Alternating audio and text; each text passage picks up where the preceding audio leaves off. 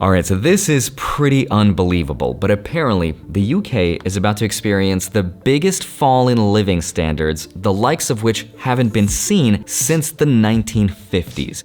This is about to blow your mind, so here's what happened. The OBR, the Office of Budgetary Restrictions, just released some economic data talking about something called the RHDI. That stands for the Real Household Disposable Income, which is a metric that economists use to measure the living standards of people in a country. Now, it's predicting that next year, between 2022 and 2023, their living standards are gonna fall by 4.3%, which is the biggest fall ever since they started tracking records of this stuff. But to make matters worse, the year after that, the RHDI is expected to go down by its second biggest in history by 2.8%. This back-to-back decrease in the living standard has only ever happened one other time in UK history. That was during the 2008 global financial crisis. So what this means is that over the next 2 years, the RHDI is expected to go down by 7.1%, which is massive. If we could look at a clock that represents economic growth, this would be like rewinding the clock back to 2013, losing roughly 8 to 9 years worth of economic progress. In fact, the Bank of England is now predicting that the UK is about to have its longest recession ever and that Europe could possibly be next. So as I was researching for this video, one of the questions I had is, are things really as bad as economists are saying it is? And if it is, how did we get here? And what does it mean for the rest of the global economy, considering the UK is the 6th largest economy in the world and they're extremely important? It gets pretty interesting. So with that said, let's get into it. Hi, my name is Andrei Jikh. Hope you're doing well. Come for the finance and stay for the UK. So here's a quick personal story that I never get to share because I got to visit the UK in 2014 when I was working as a consultant of all things on a magic movie called Now You See Me Too. It was a crazy time because I spent 2 months with the whole cast training them day in and day out how to become a financial expert. No, how to become a cardistry ninja, a card expert.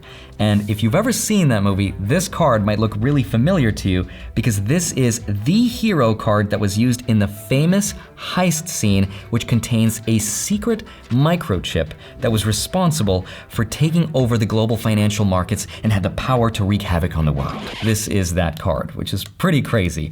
I never get to tell the story, but one of the most memorable things about that whole experience was how expensive everything was. In fact, every time I would get into a cab, one of the conversations we'd have is how expensive real estate was for the average person trying to live inside the city of London. Now at the time, for every dollar that I had in my pocket, it would convert to about 59 pounds sterling, which was very little. But fast forward 8 years later, and today it converts to 84 pounds sterling. And that's because the economy and the currency has become a lot weaker. So let me explain exactly what this damage is expected to be, how the UK got here, and how this will affect the rest of the world. So first, economists are predicting that the unemployment rate in the UK will jump from 3.5% to 4.9% in the third quarter of 2024. That translates to over 500,000 people losing their jobs. But the unemployment rate could also go as high as 6.5% in the next 2 years. Now, thanks to inflation, whatever jobs are left, the incomes are not going to get as far, and less people buying less homes means home values will go down as well. But thanks to interest rates going up, less people will be able to afford them. And that's why the RHDI, the Real Household Disposable Income, is going down because that income is buying people a lot less. Now, to fight all this inflation, the Bank of England recently raised the interest rate by 0.75% to 3%. And that is the single biggest increase in the last 33 years.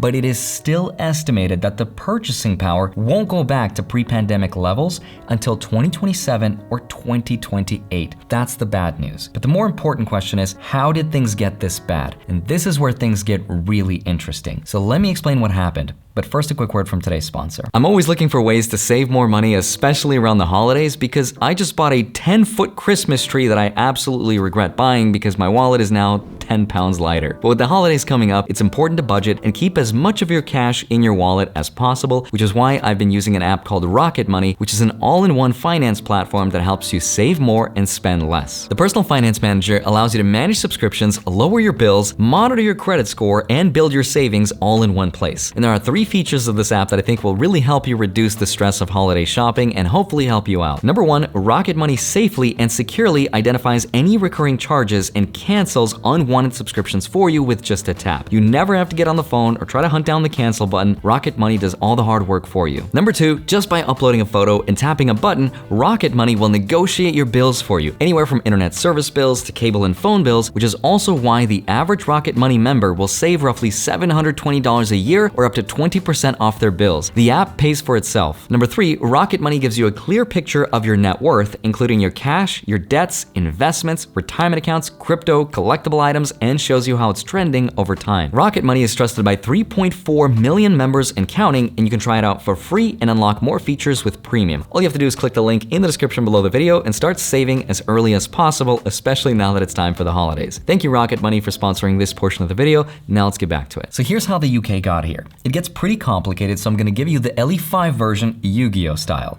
So here we go. The first reason is because of something called Brexit, or the British exit from the European Union. Now, you can think of the European Union, or the EU, as the conflict or the duel between Kaiba Corp and Yugi and friends. Throughout history, these guys would fight or duel each other over the title of the King of Games, aka they would fight over power and resources. First, Yugi would use Pot of Greed to draw 2 cards, Kaiba would counter with Solemn Judgment and lose half his life points, then Yugi would counter with Heart of the Cards and draw 5 pieces of Exodia to win the duel. Kaiba would get upset and rip Yugi's most precious card in 2. It was a mess. Now, after the second global duel of 1945, they both realized that it was completely pointless to keep fighting each other. So in 1957, they came together and formed what would eventually become the EU in 1992. All the European countries combined into one, using their Black Luster Soldier along with the Blue Eyes Ultimate Dragon to combine and make an even more powerful region called the Dragon Master Knight. It was basically a friendship that said, I'll let you sell your stuff here and I won't charge you any special taxes, and I'll let your friends work on my side of the playground without needing a special visa as long as you let me do the same at yours. Because being part of this club came with special benefits, like one united currency called the euro, which came with certain financial stability and growth in the financial markets, along with leverage to ask for more in the global markets. Now, for reasons I won't go into this video, the UK got Kaiba syndrome and used depolymerization to separate from the European Union, and now it's Rugrats. This separation made it a lot more expensive for the UK to do business, and now there's a lot more red tape, which means there's one monster against 27 other dual monsters inside the European Union. So that's why the British pound is becoming weaker due to instability, higher inflation expectations, weaker growth for the future, the conflict between Russia and Ukraine. We also have supply chain issues that are disrupting the whole economy, and you get GG. Now, the second reason the living standard and why the pound is collapsing is thanks to the former British Prime Minister, who announced out of nowhere that they were cutting taxes on the rich without giving any details to how this plan was going to be funded. Now, this would cost the government an estimated £45 billion in revenue. And as soon as the banks and investors saw this plan, they said, oh, so you're gonna borrow more and spend more, which would create more budget deficits in a time when we already have high inflation. For that reason, I'm out. And the day after this tax plan was announced, the British pound took a dive off the deep end. Now, after the Prime Minister realized just how much people did not like this new tax plan, they tried to Command Z on it, but by then it was too late, and that career was over in 45 days, which broke a 300-year-old standing record for the shortest amount of time served in office. Now, the third and final reason why the UK's financial collapse is happening is thanks to J.K. Rowling. No, I'm just kidding. Those are just some of the reasons, LE5 style, why the UK is taking on a pounding. Let me just kind of tie it all together and help explain how this might affect the US and global markets. It's a little too early to tell how the UK economy is going to affect the rest of the world, but it is important to pay attention how it will affect Europe's. That's because Europe's GDP is estimated to be roughly $16.6 trillion this year in 2022. That will put its economy's size as roughly the third biggest one in the world, right behind China's. Now, this is a big deal because since the world is connected, we generally want the whole world to do good because it affects everyone. But for now, the thing economists are asking is, could the same thing that happened in the UK happen to the US? And the answer is, it could, but a full-on crash doesn't look like it's about to happen.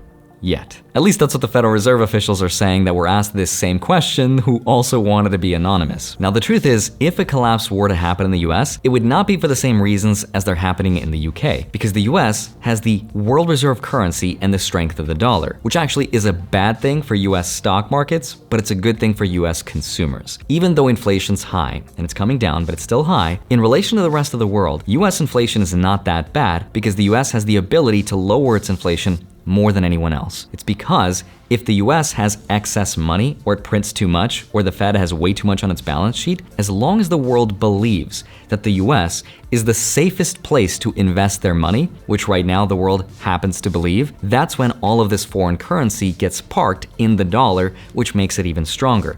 They park it in real estate and things like treasury bonds, which right now are paying a really juicy interest rate from the central bank. It's almost like if the US was a stock, right now it's a blue chip dividend stock that's paying a really juicy yield. That's what gives the US stability and this advantage. But it doesn't mean that it's invincible. Already we're seeing massive layoffs. Hopefully only contained to the tech space, but that could change. We're seeing a massive slowdown to Airbnbs, which means people are traveling less. They're spending less of their disposable income. And remember, vacations are usually the first thing to get cut in a recession. We're also seeing real estate go down substantially. Next year, it could fall as much as 20%. And the LEI, something called the Leading Economic Index, which is probably the most reliable predictor of a recession in the future, says that 7 months from now, the business cycle will get worse. Already, we know that the GDP in the US is estimated to be 1.5% this year, which is bad because that number in a healthy economy should be roughly double that, 2 to 3%. So everything that's happening in the UK with the living standards is most likely going to affect the rest of Europe, but for now, it's a little too early to tell. We have to wait till next year in 2023 to really find out. Personally though, my investing strategy